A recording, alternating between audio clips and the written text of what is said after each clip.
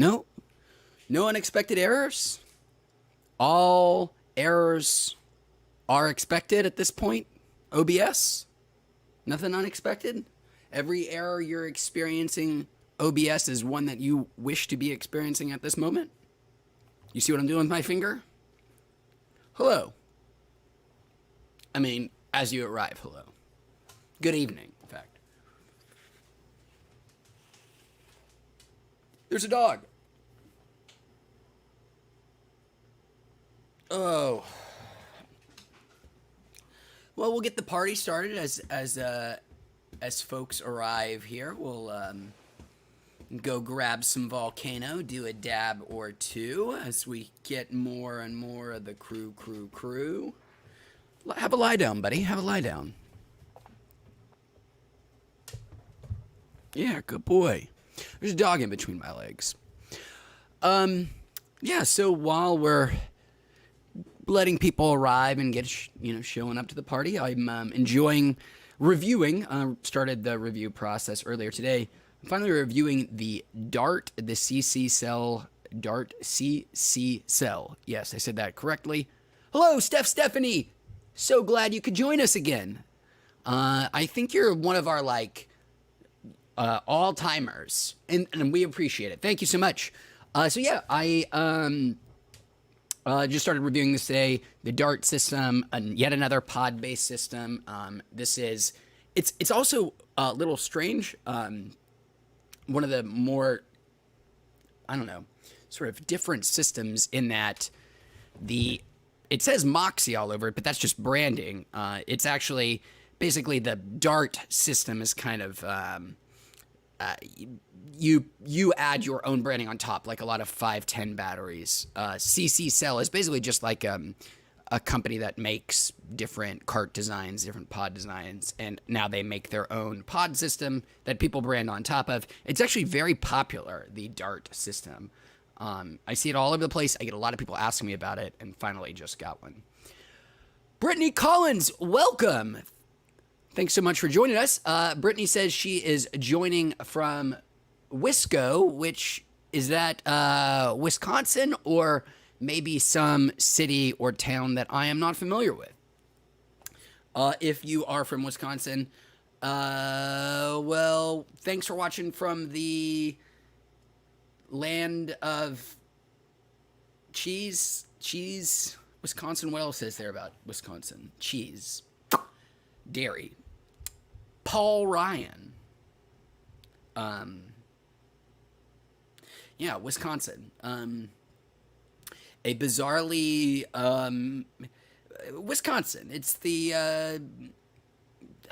one of those many states that holds an outsized sort of an outsized amount of political power based upon the number of residents that are there. Brittany says they are the Badger State and the Cheese Packers. Badgers.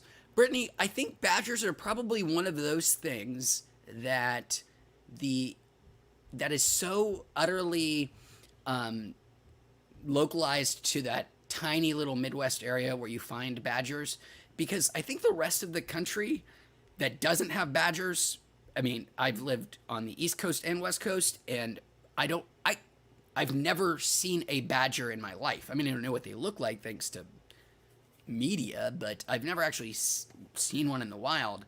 But I know all the Midwest folks are like, fucking goddamn badgers, these stupid things. To me, they just seem like they almost like they're these mystical creatures, but that is just a result of geography.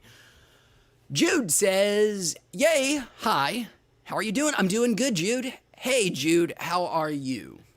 Stephanie says, oh, Stephanie is tuning in from Santa Barbara. I didn't know you were a Californian as well, just up the coast. I have not been to Santa Barbara, shamefully.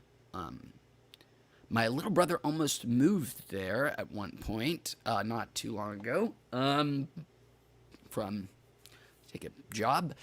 But he didn't. But I haven't been to Santa Barbara. But I've heard nothing but incredible, wonderful things about it, other than the expense. which is supposed to be very high. Stephanie, are you associated with the school in any way? UC Santa Barbara? Nick Vitanza. Hello, Nick says, ripping on a Blue Burst Steezy. And cheers. Well, enjoy, Nick. Thanks so much for tuning in with us. I hope you are enjoying that Blue Burst Steezy. Ed Foley says, hi from Redlands, California. Welcome back, Ed Foley. Right, Ed, you're Ed. Welcome back, Ed. I'm glad you're here. And Stephanie confirms that UC, well, not UC Santa Barbara, just the city of Santa Barbara is beautiful. Jude is doing good and nice and lifted right now. Glad to hear that for you, Jude. It's very cool, man.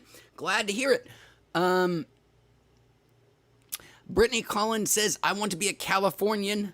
Long Beach in honor of Sublime. Yes, it is our, boy, there's a lot of love, believe it or not, for Sublime out here.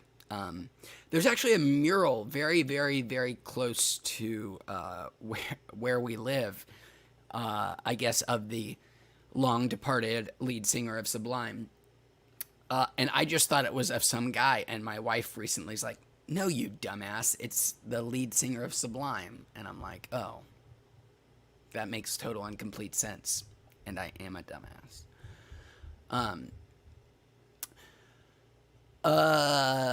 So pour one out for Sublime. Yay for Long Beach for Sublime. We also have Snoop Dogg. We claim him, I think. And we also have Sublime, Snoop Dogg. What else do we have here from Long Beach? Paradise. We don't have a lot of celebrities or very successful people coming from Long Beach because once you're here, you don't feel like you need to. You don't need to impress anybody. You're already where you want to be. It drives that ambition right out of you.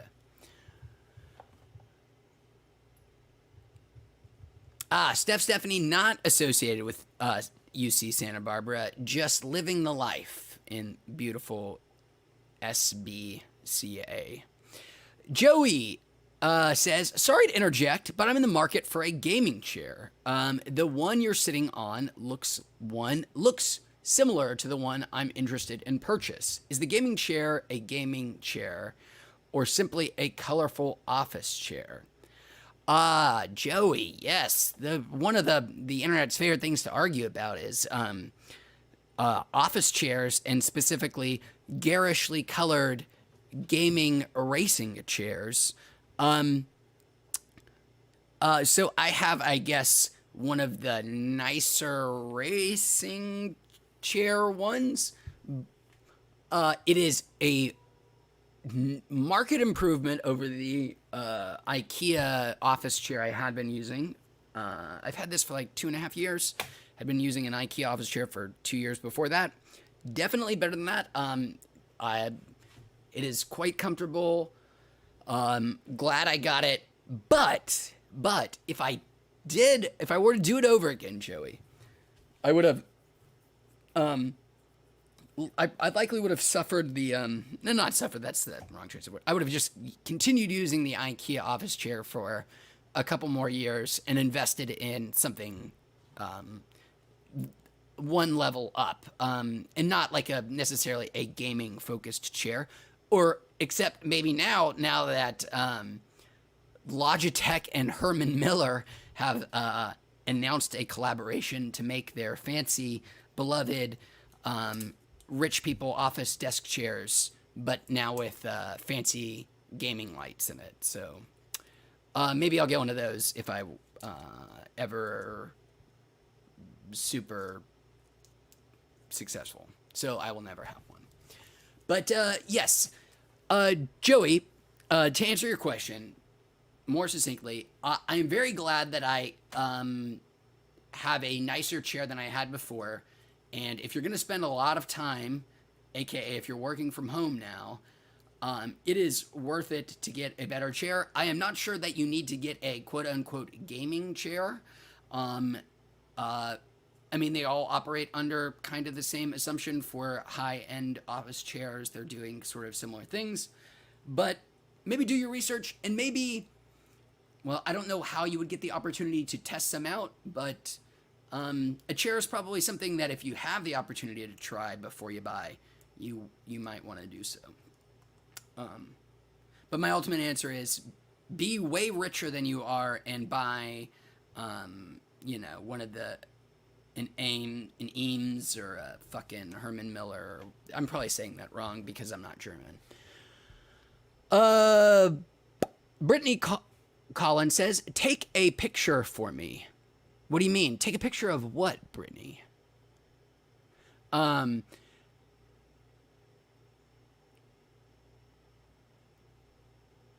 Oh, Brittany. Oh, I'm sorry. Oh my God, Brittany, I'm sorry. Yes, of the Sublime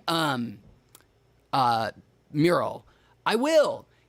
I will try to remember. I'm going to say it out loud. Take a photo of the Sublime mural and I will upload it to Twitter next time I am out that way, which will probably be tomorrow. Jude says, both Snoop Dogg is awesome and chair races is a fun thought. That was from The Office, right? The Dunder Mifflin Olympics, the Dundies. No, that was a different thing. Boy, The Office, man, what a weird phenomenon that is. More popular than it's ever been. And The Office is insanely popular with teenagers. Like, there are, people who are fans of The Office, big, giant, massive fans of The Office, that were not alive when the show started, for sure. I mean, I guess it's kind of similar to, well, I mean, I was definitely alive when Seinfeld started, but I was a fan of Seinfeld, the biggest. Oh, there goes a dog. Look what he's done. But yes, I find it really strange, the phenomenon of teenagers loving The Office.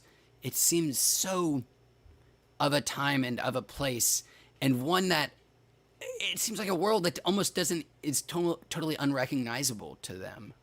That, or at least would to me, the idea of going to an 9-to-5 office. But it's great. I love it. Who doesn't love the fact that kids love great television like The Office? But it is strange. And probably still making Netflix quite worried about its impending departure. And probably making Peacock quite happy about its impending arrival.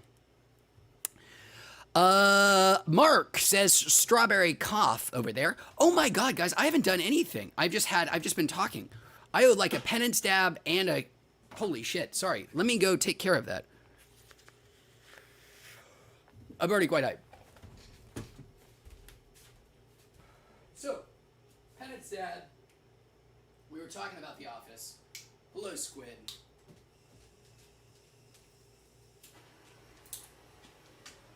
You knocked my sign over there, buddy. You see that, right?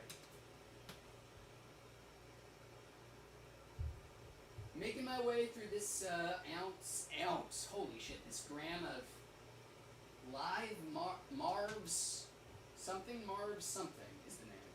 It's a very good description of it.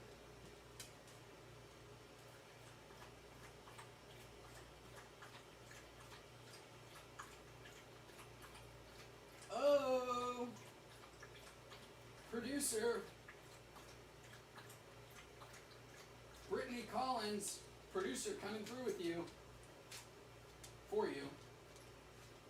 Just a second, and I will show you said mural.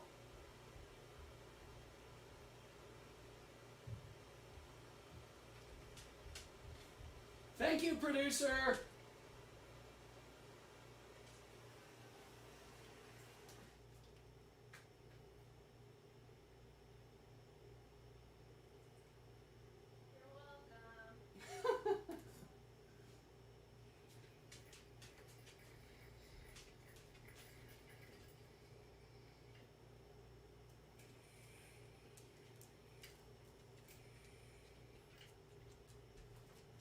Another dog. Where do these things keep coming from?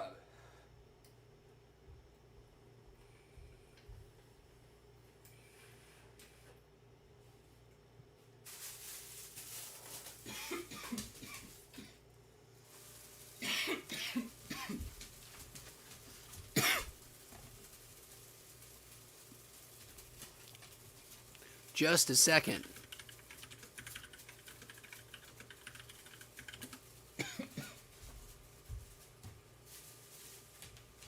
What is it, buddy?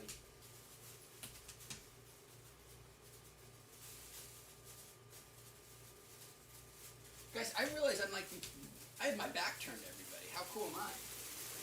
That's how blasé I am. All right. I'm here for real now. Okay, I apologize for that. So, hi Squiddy. Hi buddy. You're a good dog. You're a good dog. Lost the studio. Oh, Brittany, yes. Let me show you that link that my producer just sent this way.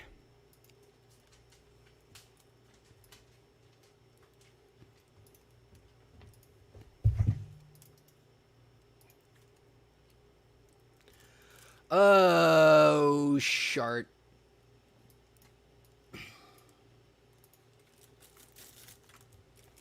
Here is the Long Beach Sublime Wall with dogs. Sorry guys about chat and ignoring everybody and just being kind of spacey. Believe it or not, I'm high. Ethan, welcome back. Ethan says, King Louis, plug and play. Oh, lucky man, Ethan. Lucky man with that plug play. A little jealous, to be honest. Jude asks what I'm drinking. Good question, Jude.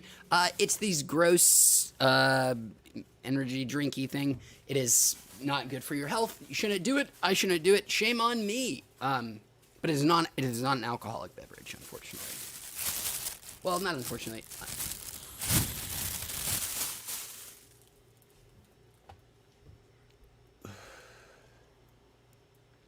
I know I've done this many times on the stream. I don't really drink alcohol pretty much at all. I can't tell you the last time I actually had any. I'm trying to remember. Nothing. I don't have any problem with it morally or ethically, anything like that. It just makes me feel quite sick quite easily. So I just avoid it. Which, you know, not kind of a bummer, but not that upset by that fact. Brittany Collin. Oh, sorry. Yes, you'll see it up there on chat now. Jude says, how's the ice cream business? You must be doing well on the hot days. Jude, first off, thank you so much for the very nice question and excellent memory. It's very kind of you. So Jude, two things about that. Number one, no hot days. It has not been, it's been like 73 for like the past 2 or 3 weeks. All, you know, as a high. But more importantly, there has been very little ice cream sold recently because they are the local Long Beach city government is trying hard not to, and understandable. I'm not upset by this, but they are less permissive of people, I guess, selling stuff at the beach as a matter of trying to get people to prevent people from congregating or making lines, things of that nature. So I have not sold a lot of ice cream very recently because of the old novel coronavirus. The same reason I thought you would sell a lot of ice cream, but then it got way, way worse. I kind of thought, oh boy, you know, maybe we were going to do better than we did. we didn't. King Yeti, welcome, King Yeti. So glad you could join us again. And then X Step People says, do you still do cartridge and edible reviews? X Step People, I certainly do. Thank you for asking. I've got a couple, I do about 2 reviews a week now. I will have a new review out tomorrow, in fact. It will be an edible review. X Step says, when's the next edible cartridge review? I just answered that question. You didn't know that. I'm just reading that the same way you wrote it. King Yeti said, I've had maybe 20 beers in the last year. Glad to hear it, man. Well, I mean, it's always such a weird way to describe it. It's, I never know how to actually respond to somebody telling me how, like, if somebody's like, man, and I'm not saying King Yeti in this in any way I'm just using this as kind of an example. It's like, oh, well, by saying like, oh, that's awesome, man. You only had 20 beers last year. That's great. Congrats, dude. I feel like by saying that, you're sort of insinuating that that person had a problem, or that maybe you thought they shouldn't have been drinking as much, because why else would you be congratulating them unless they were doing something that was positive for them? So yeah, I always find it weird. I'm never quite sure what to say when people tell me like, oh, you know, I'm drinking way less, or I'm consuming this way less. It's like, I want to say, oh, congrats, that's awesome, because I assume you're telling me because you're pleased with that, but at the same time, I don't want to suggest that I thought you had a problem. Weird. Sorry. Long explanation. King Yeti says, King Yeti's doing the black coffee instead of the booze right now. That is quite the substitution. Booze for coffee. I similarly also, like, I don't drink alcohol. I don't drink coffee. I actually don't drink any hot beverages. I don't like hot beverages. Like, period. I don't even quite get the appeal.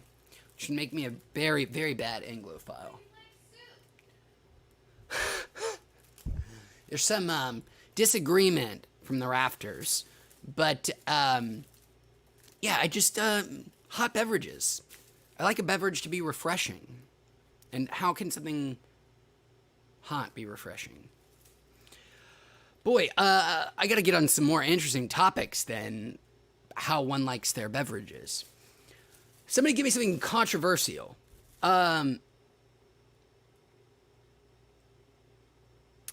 Brian Pigs. Wow. Is that your name, Brian Pigs? If so, that's so awesome. That's the greatest last name I think I've ever heard in my life. Can I call you Mr. Pigs? Mr. Pigs says, for a volcano novice, can you estimate how many dubs worth of smoke is in that full balloon? Okay. So, Brian Pigs, I like that. That's a very good question.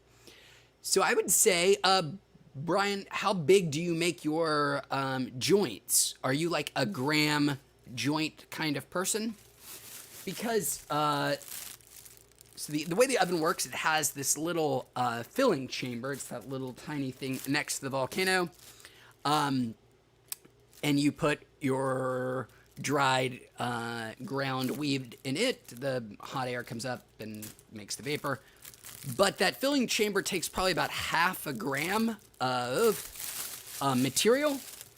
And I would say that you get 3 bags, 3 of these size bags for, I do about 3 bags per filling chamber. So that's half a gram gets 3 bags. So you will have to convert yourself based upon how large your joints are. But my guess is they're probably somewhere in the 1/4 to 1 gram range. So this is probably less than one joint's worth of weed. I think.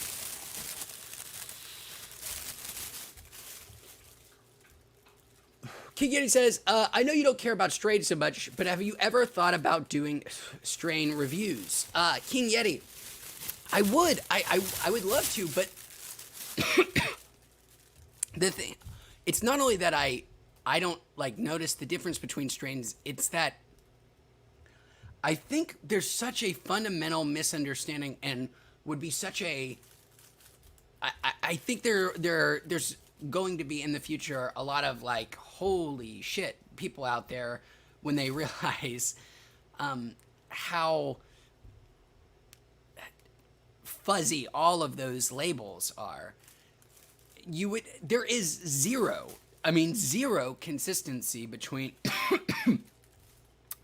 let's say a cherry pie strain that I would buy here in Southern California and that somebody else would buy in, say, Colorado. It doesn't even have to be that far apart. It could be two farms on the same, in the same town growing cherry pie, and both of those things would be totally different. Like, if you would do like like a spectrometry, like basically, like a spectral analysis, and would look at it, in the most sort of minute detail, you would find that strains from single farms that are different, like a cherry pie and a, I don't know, chem dog at one farm is probably going to be more related than a cherry pie at another farm a state over, than the two totally different strains being sold from one farm. Because there's no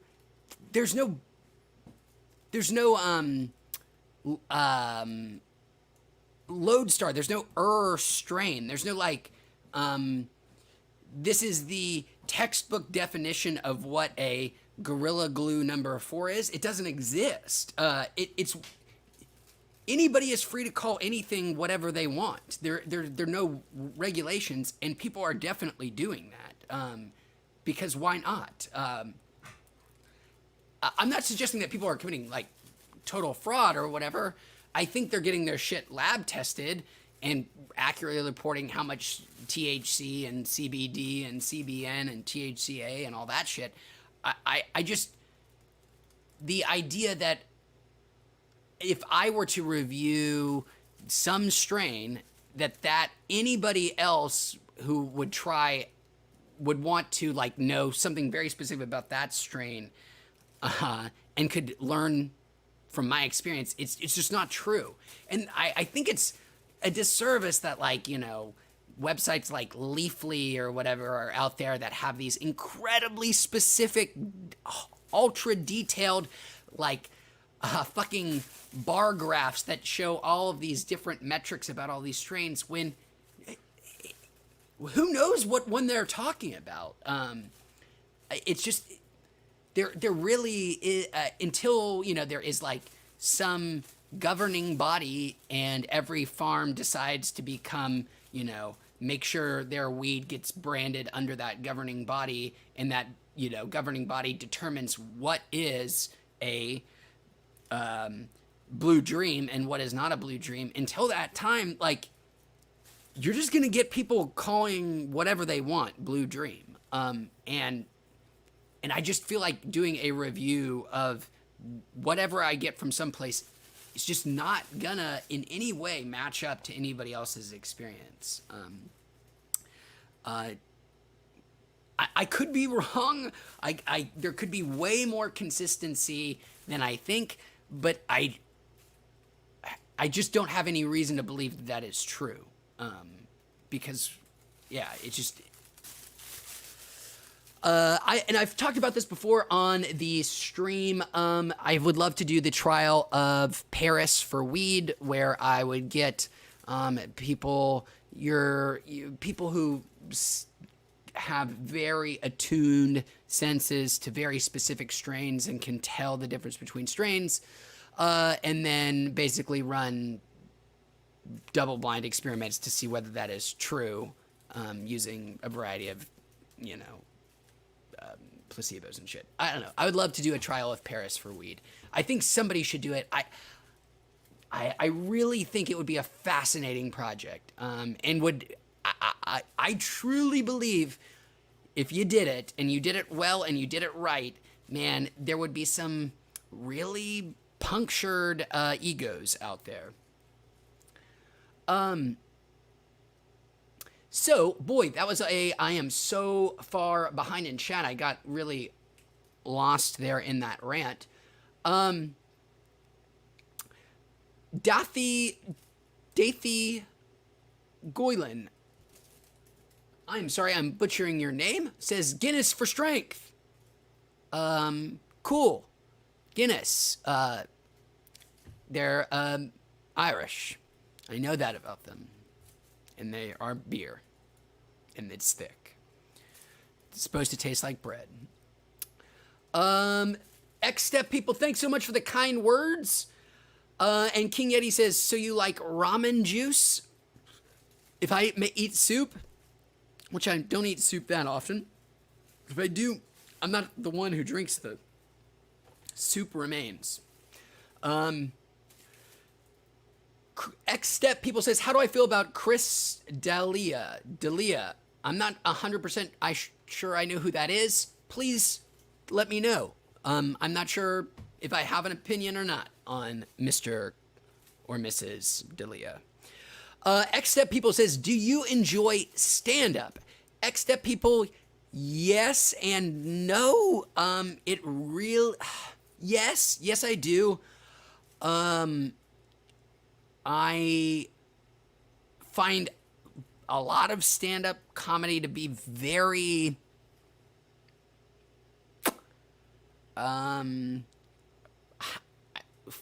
please don't think of me as some smug ass, predictable.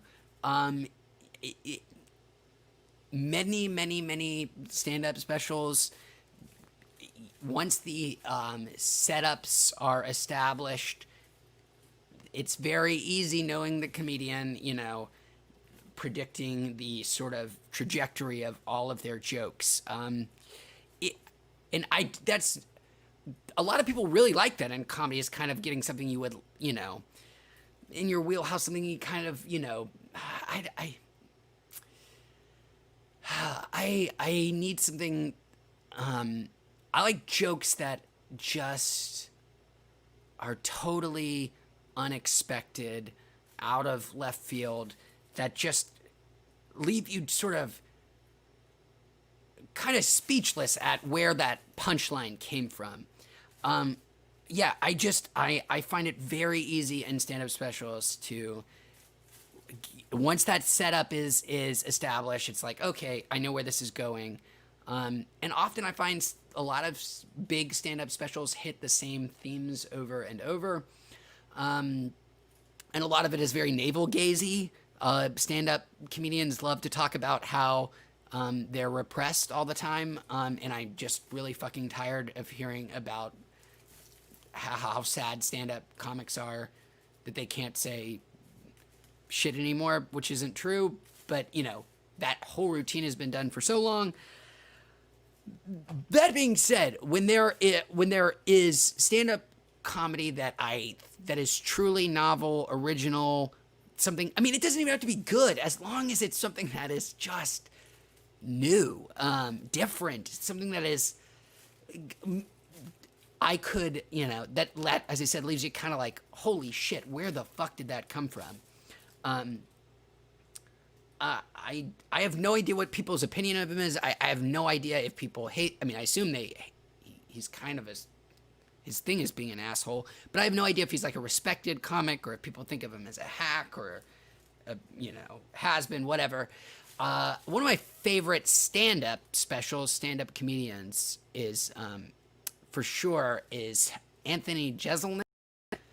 He's definitely a shock comedian, which is usually not something I go for. Somebody who thinks that just saying the most vulgar things is funny. I mean, vulgar things are funny. I love vulgar things. Fuck is one of the funniest words. Shit, great. Diarrhea, amazing. Love vulgarity.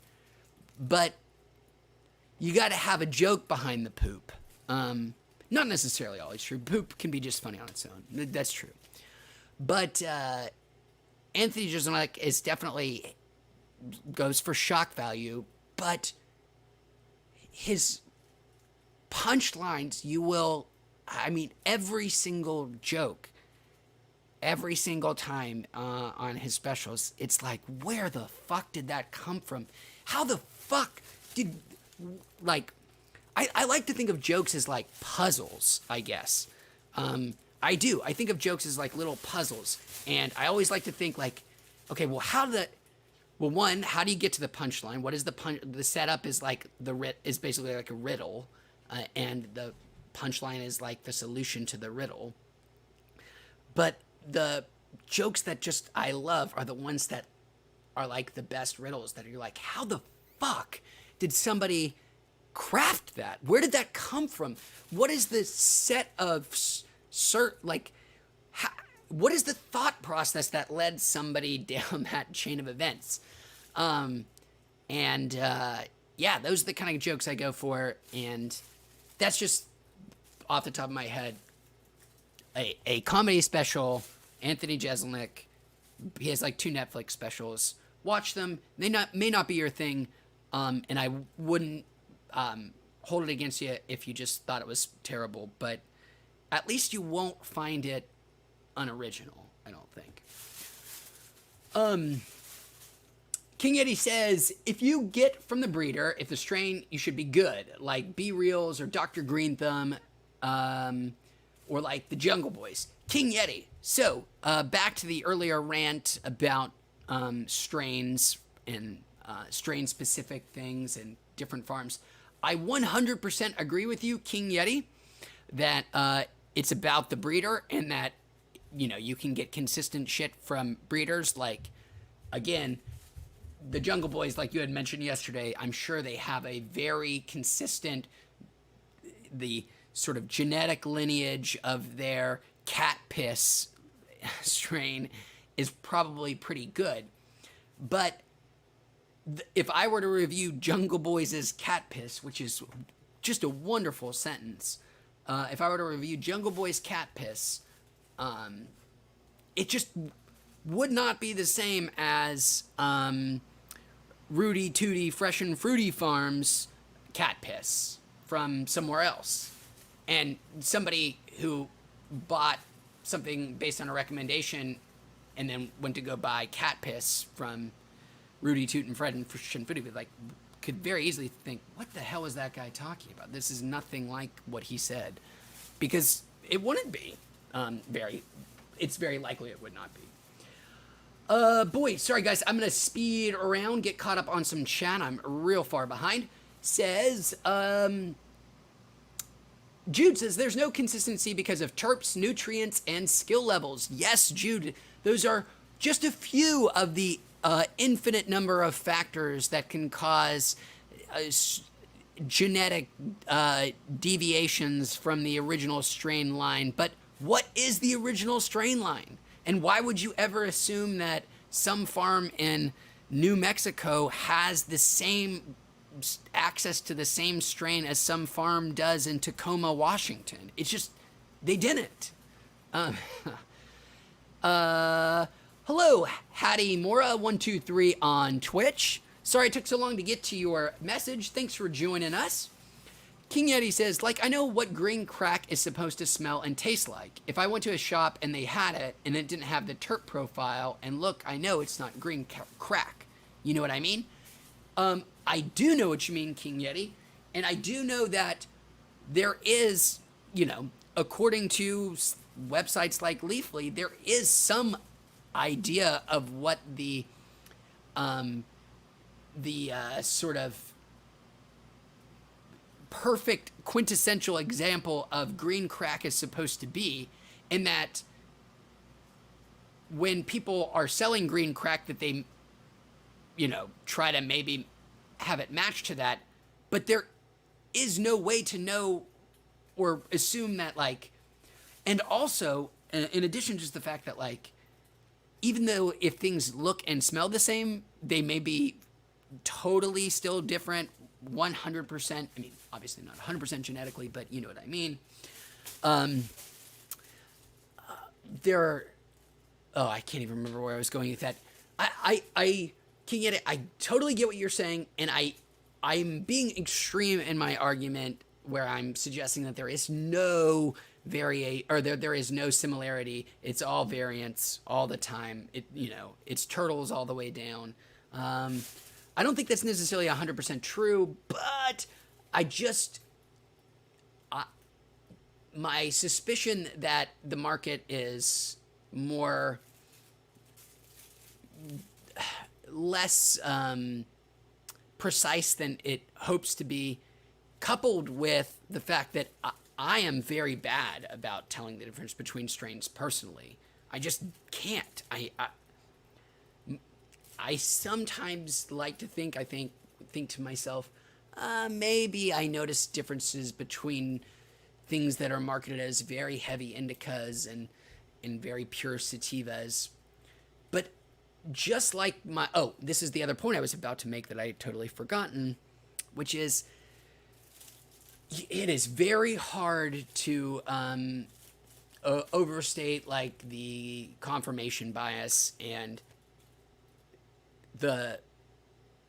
when you have this idea that green crack is this and it has these features, and somebody shows you something and calls it green crack, well, you're already gonna lend that some level of belief because you're going to this place to purchase something. Obviously you have some level of trust in them, and our brains are so suggestible, and I'm not suggesting that's what's happening with you in any way, shape, or form, King Yeti, but I know it is with me on occasion that I am, can be affected by suggestibility, and that if somebody told me that things had these certain attributes, I would start to see those just because, I want to, and the power of suggestibility. Dathi says, where you smoke has an effect on the high too. Outdoor grown gets me where I want to be.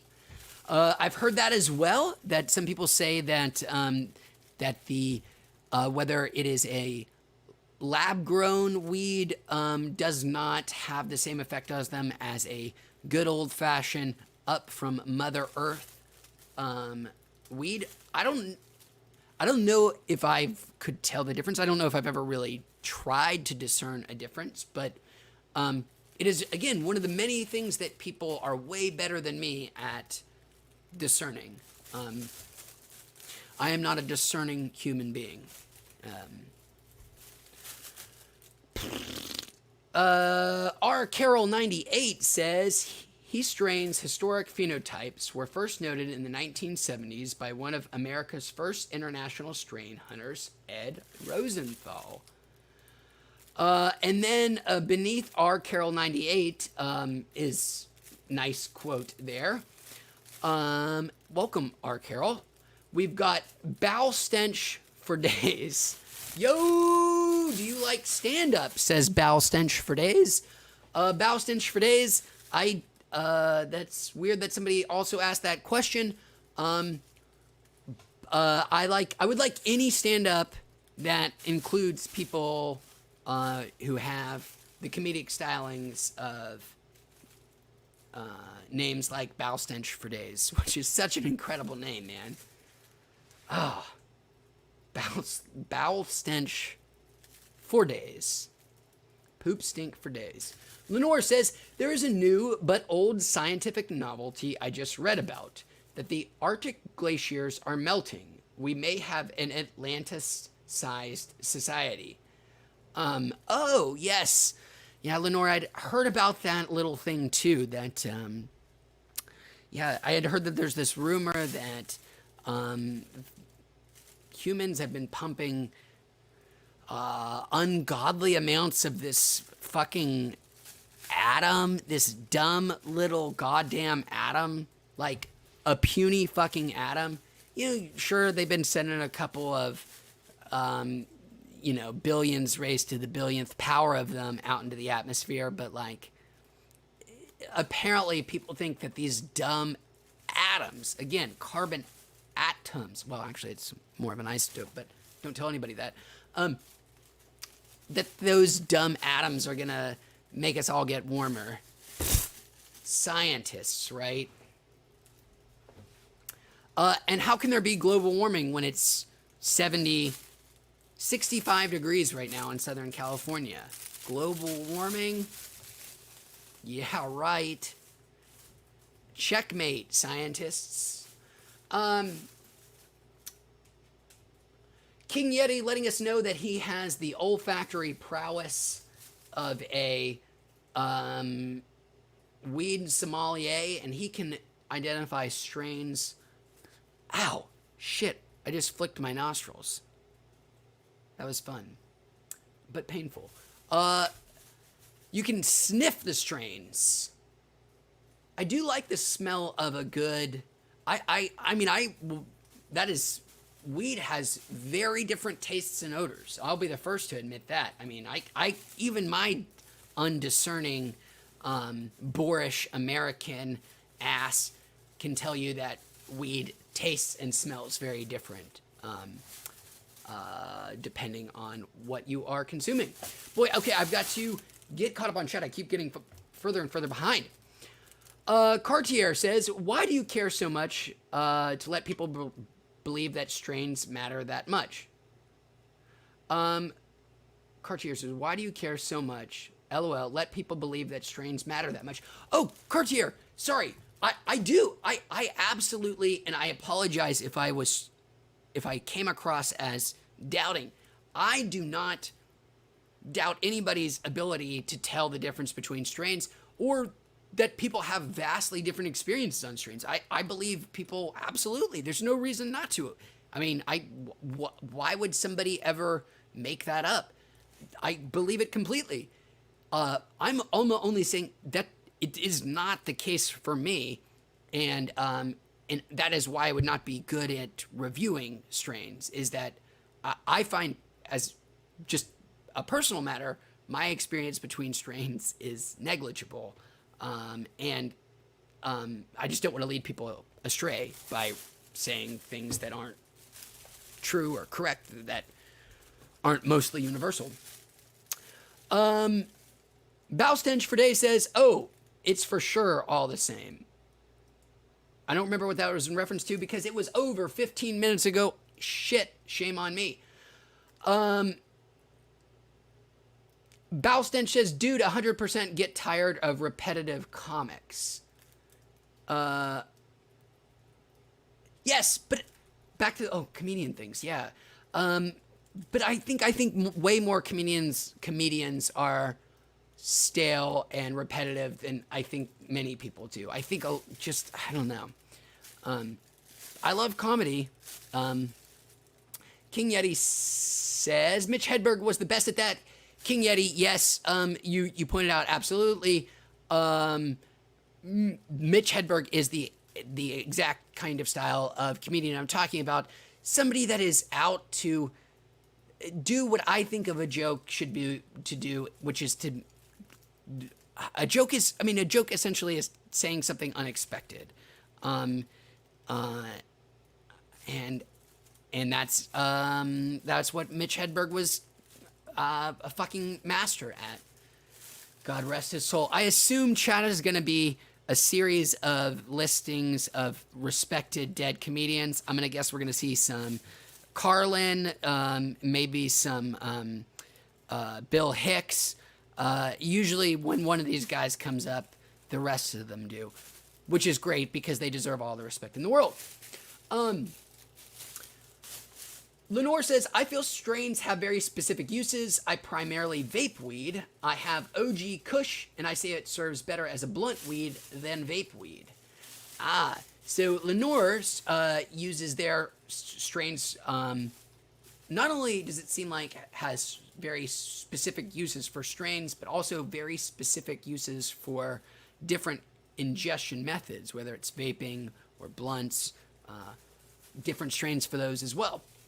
King Yeti says NI5 is my favorite weed ever, not the strongest, but his favorite, and it's the second strongest. What is the strongest, King Yeti? Oh, Rick Greenwood says, I miss George Carlin. Boom, that's one. King Yeti says, that's I've. Oh, got it. I'm gonna have to just keep going. Skip. Brian Pigman says, have we gone too far with THC strains? You mentioned 2% THC weed from the 70s last night. Is today's weed too psychoactive? Many landrace strains from the past had more reasonable THC to CBD ratios. Landrace is a term I've not heard before. Maybe heirloom, is that a synonym for it? So is it that we've gone too far? I don't think necessarily. No. And especially the market is so huge right now that it can serve all of those interests. I mean, you can buy, if you really want it, you can buy weed that was as shitty as it was in the 70s. Somebody will surely sell you some old skunk weed. And I think it's not, I think there are people out there that are still growing stuff that isn't crazy high on THC percentage. And also, I think a lot of the stuff that has very, very high THC percentage isn't done so much. I don't know if this is actually true or not. This is total speculation on my part. But the shit that is crazy high THC percentage that is weed, I assume is done for two purposes. One is mostly for bragging rights so that some lab can, win some crown somewhere.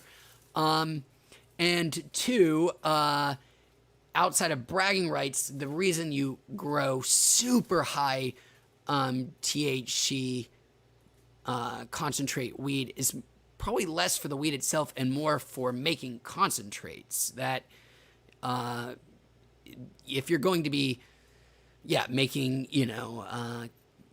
vape cartridges or even edibles or tinctures or whatever, having very high THC percentage weed is a huge help. And that I assume a lot of that, that sort of push to ever increase THC percentage in weed also comes from the other stuff made from weed, not necessarily the weed that you smoke, but more weed edibles and tinctures and concentrates and shit.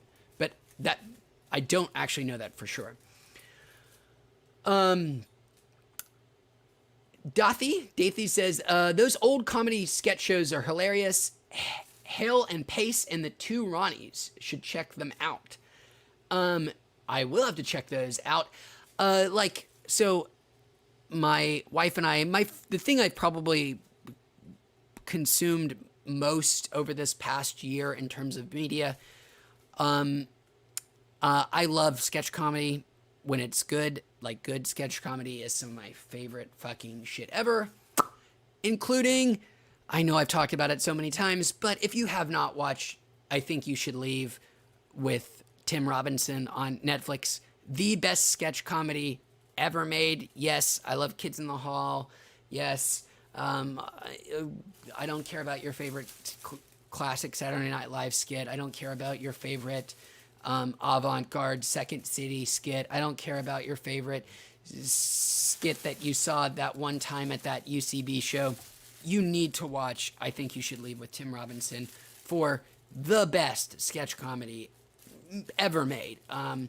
There are some of those sketches that I've watched a dozen times and often find myself laughing more than the time that I did before.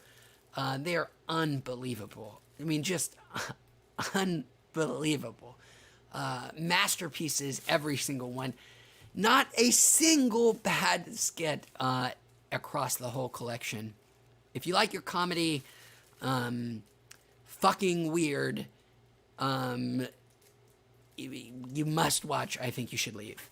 Also, not just weird, but it is also cringe comedy, for sure. So even if you have a tolerance for weird shit, if cringe comedy isn't your thing, also avoid.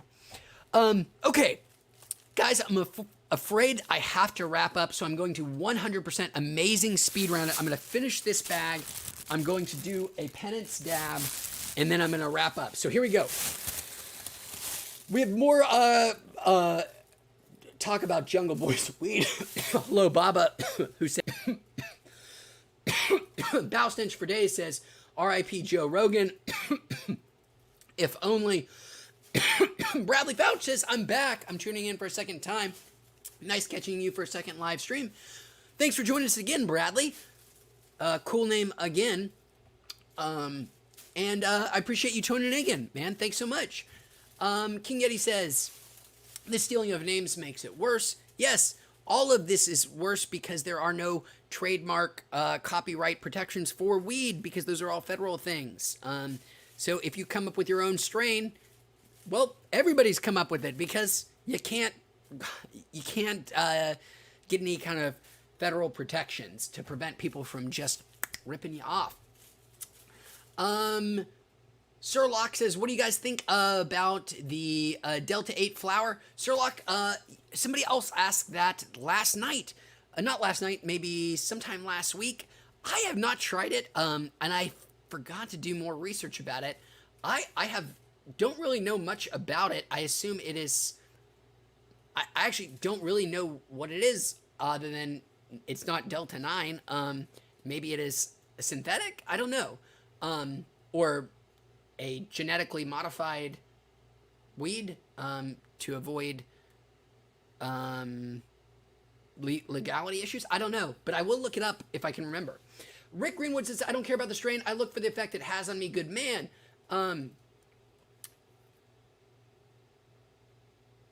Jude says, were you serious about global warming? I'm too high to tell. I live near glaciers that are melting. Jude, yes, I was being very, very, very, very facetious. I hope I did not. I apologize for confusing you. I was mocking climate change deniers, which is such a gentle fucking term. Like, they're so good about branding, and we're so terrible and gentle about it. Why do we lend them so much credence with the term climate change denier, as if it's like just a position one can take? Like, I mean, even denier just to me is not a harsh enough thing to denote somebody who just sticks their fingers in their ears and refuses to accept reason, and not only for banal things, but for things that cause great amounts of harm. So instead of saying like climate change deniers, why don't we say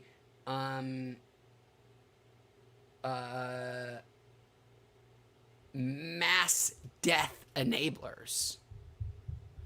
Yeah, that's a better term and a more accurate term, I think. Like when your grandpa says, Rush Limbaugh told me global warming doesn't exist. Why, like, he gets off easy being called a... Now, grandpa, don't be a climate change denier.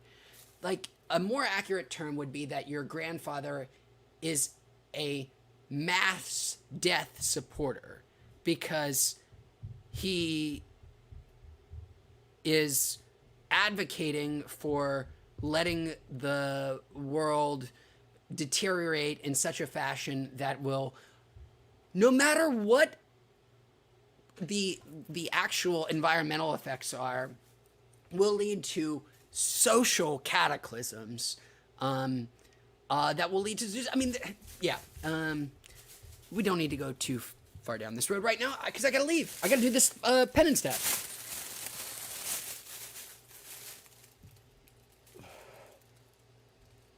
King Yeti says R.I.P. Patrice O'Neal. He really is dead. And really, R.I.P. Patrice. He was a funny guy. Lenore said, I hope he didn't do anything terrible. I had the opportunity to buy some Moon Rock today. I feel like I would have vaped that. If I vaped, I for sure would have greened out. Moon Rock. See earlier conversation about stealing people's work. That was definitely a thing somebody came up with as like a very specific way to sell kinds of weed. But now everybody has Moon Rocks, and there is no real Moon Rock. But for a time, it meant basically high THC weed that was like dipped in oil and then rolled in keef and shit. It wasn't like a specific strain or anything. Okay. King Yeti says landrace means native to a certain region, pure in genes. Pure sativa or pure indica. Oh, and Bowel Stench for Days changed their name from X-Stepped to Bowel. Oh, well, welcome back. So, I saw somebody mention Kids in the Hall and Whitest Kids You Know, both amazing. It's so weird that you mentioned Whitest Kids You Know. I was just talking about the Whitest Kids You Know the other day. Man, they had some classic skits. The Slow Jerk, Timmy Pooped His Pants. Love a lot of the Whitest Kids You Know. Oh, I just shared with somebody Sex Robot after so long. And that was like Saturday. Who would have ever thought I would have been having conversations about the Whitest Kids You Know 2 days in a row? Early YouTube sketch comedy is where we got Donald Glover. What was the name of the group he was in? Like something, what was it? Derek Comedy Group, I think, is where I first knew of Donald Glover. Childish Gambino himself. Mr. Troy, oh God, what's Troy's last name?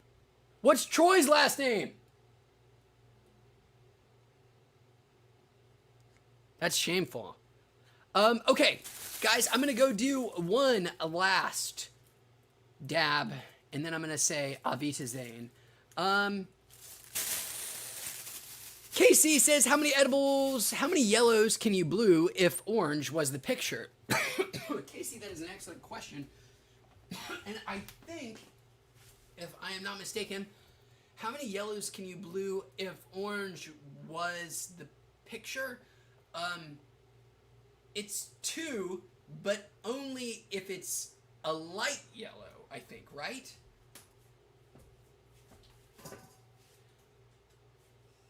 It's been so wonderful hanging out with everybody tonight, as always. And we're going to have a longer live stream in the near future. And I really, truly, honestly do mean it when I say I will have a schedule out. A real schedule with real times for live streams and 2 reviews a week. Here it is. I'm on the record.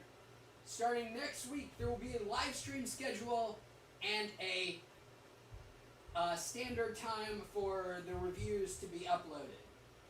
So look for it. Starting next week. Oh God, I'm now on the hook.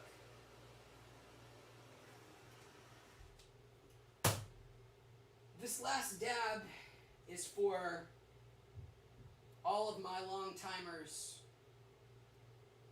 my new long-timers. If my long-timers are out there, it's doubly for you, but my King Yetis, my Lenores, my Stephanies, my, who am I forgetting out there, my long-timers? You know who you are.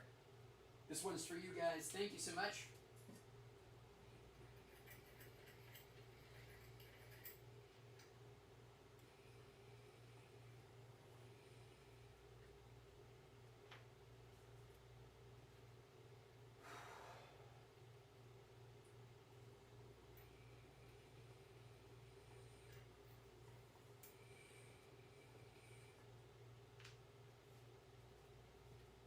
Beautiful. Okay, well, I unfortunately have to say goodnight. New review out tomorrow. Not sure what it'll be yet, but there will be a review out at some point tomorrow. Probably a live stream to follow. but I can't 100% guarantee that. But yes, next week for sure. Schedule. This time these are the times I'll live stream. I'm now just mumbling. Can't even articulate. And then there will be Monday, Wednesday, Tuesday, Thursday, something like that. 2 reviews out a week going forward. Fun! It's been awesome hanging out with everybody. Thank you so much for hanging out. Everybody out there, stay high. Please stay healthy. And I will see you guys, hopefully, tomorrow. Good night.